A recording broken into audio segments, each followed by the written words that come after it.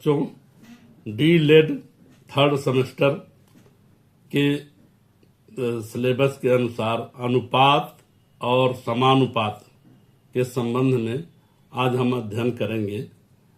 अनुपात, जिसको इंग्लिश में रेशियो बोलते हैं, दो या दो से अधिक समान प्रकार की राशियों के बीच तुलनात्मक संबंध है। अनुपात दो या दो से अधिक समान प्रकार की राशियों के बीच तुलनात्मक संबंध है। इसे दो बिंदुओं के चिन्ह से द्वारा दर्शाया जाता है। इसे एक समान इकाई में तुलना की जाती है, यानी भिन्न भिन्न इकाई में इसकी तुलना या अनुपात बनाना संभव नहीं है। जैसे अगर मीटर में है तो मीटर का ही अनुपात लगेगा, ना कि मीटर और किलोग्राम का। किलोग्राम का है तो किलोग्राम का ही अनुपात लगेगा। दूसरा, इसे भिन्नात्मक रूप में भी लिखा जा सकता है और इस अनुपात को सबसे छोटे रूप में व्यक्त किया जाता है। मान लीजिए 100:200 है तो उसको 1:2 के रूप में लिखा जाएगा, ना कि 100:200 के रूप में, यानी इसका सबसे छोटा रूप लिखा जाता है। जैसे यहाँ पर कुछ अनुपात दिए हुए हैं, 4:5, 3:4। अब इसको भिन्न के रूप में भी लिख सकते हैं, जैसे 15/25। तो इसका छोटा रूप हम कर लेते हैं, 5 से काट लेते हैं तो 5×3=15, 5×25 बराबर ये 3:5 हो जाएगा। मतलब छोटा रूप में दर्शाया जाता है। अनुपात जो भी दर्शाया जाता है वो उसका छोटा रूप होता है। अब इससे संबंधित हम एक प्रश्न भी हल कर लेते हैं।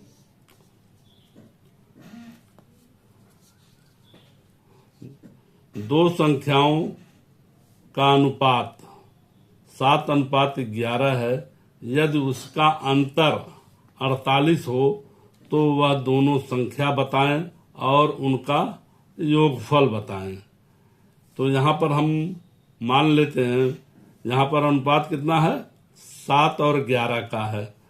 माना दोनों संख्याएं 7x एवं 11x है। यहाँ तो आप समझ गए होंगे कि 7:11 है तो उसी रेशियो में हमने उसका मान लिखा, 7x एवं 11x मान लिया। दोनों संख्या का अंतर 48 हो, यहाँ पर दोनों संख्या 11x बड़ी संख्या होगी और -7x छोटी संख्या होगी। तो यहाँ पर इसका अंतर कितना है, 48।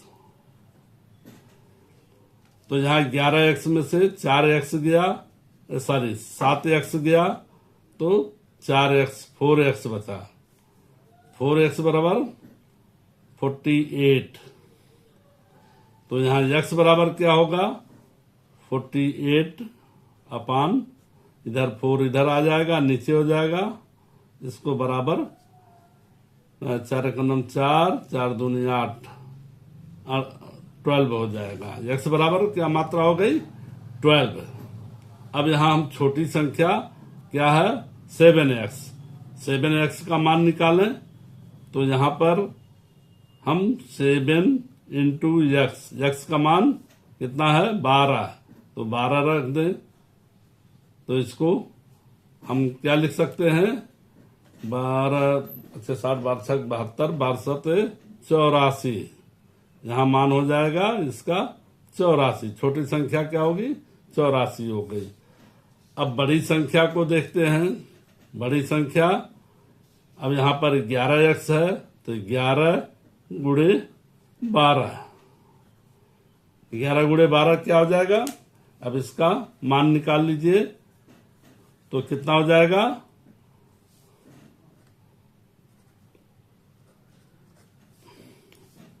इसका गुणा करेंगे तो 132 आ जाएगा। बड़ी संख्या क्या हो जाएगी 132। ठीक है दोस्तों, बच्चों यहां तक तो समझ गए होंगे। अब इन दोनों संख्याओं का योगफल निकाल लीजिए। अब बड़ी संख्या क्या, छोटी संख्या क्या हो गई 7x बराबर 84 और बड़ी संख्या 11x बराबर 132 132। अब इसका योगफल निकाल लीजिए, कितना हो जाएगा 2 4 2 6 और 8 3 11 का 1 और 1 1 2 216। ये आपका आंसर हो जाएगा दोनों संख्याओं का योग। और ये छोटी संख्या हो गई, ये बड़ी संख्या हो गई और ये दोनों संख्याओं का योग हो गया। अब हम आगे चलते हैं।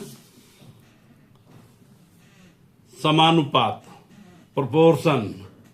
जब दो अलग अलग अनुपात आपस में बराबर होते हैं तो उस संबंध को समानुपात कहते हैं। जब दो अलग अलग अनुपात बराबर होते हैं तो उस संबंध को समानुपात कहते हैं। अब जैसे A/B बराबर C/D, दो ये राशि है, A/B का अनुपात और C/D का अनुपात बराबर होगा। यहाँ पर A/B बराबर C/D, तो इसको हम इस प्रकार भी लिख सकते हैं A/B समानुपाती C/D। ठीक है बच्चों, तो समानुपात के लिए ये 4 बिंदु का चिन्ह का प्रयोग किया जाता है। तो समानुपात के बारे में समझ गए होंगे, एक बार फिर से दोहरा देता हूं। जब दो अलग अलग अनुपात आपस में बराबर होते हैं तो उस संबंध को समानुपात कहते हैं। जैसे A/B बराबर C/D को इस प्रकार भी लिख सकते हैं A/B समानुपात C/D। और समानुपात के लिए ये 4 बिंदुओं का चिन्ह प्रयोग किया जाता है। अब इससे संबंधित हम एक प्रश्न सॉल्व कर लें। यहाँ पर हमने एक प्रश्न लिया है।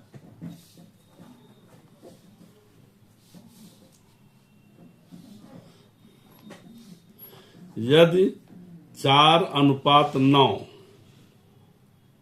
समानुपात 16:x हो तो x का मान ज्ञात कीजिए। अब यहां पर देखिए 4:9 समानुपात 16:x हो तो x का मान ज्ञात कीजिए। यदि A/B समानुपात C/D हो तो यहां हम इस प्रकार भी लिख सकते हैं A/B बराबर C/D। अब इसको हम A की जगह 4 है, 4 लिख लिया, B की जगह 9 है तो ये 9, B बराबर 9 मतलब 4:9। AB का अनुपात 4/9 है तो A/B बराबर 4/9 बराबर C/D। अब C यहाँ 16 है तो 16 और D x है तो 16/x। तो इसको हम इस प्रकार भी लिख सकते हैं, इसको क्रॉस मल्टीप्लाई करें तो यहाँ पर ये 4 × x हो जाएगा बराबर 16 × 9 इधर आ जाएगा। अब x का मान हम निकालें तो 16 × 9। अब ये 4 इसके नीचे आ जाएगा, मतलब इधर आएगा तो ये इससे डिवाइड हो जाएगा। अब इसको हम मान निकाल लें, 4 1 जा 4, 4 4 जा 16। तो x बराबर क्या हो जाएगा बराबर 4, यहाँ पर 1 हो गया तो 4 × 9, 9 4 36। x का मान क्या हो गया 36।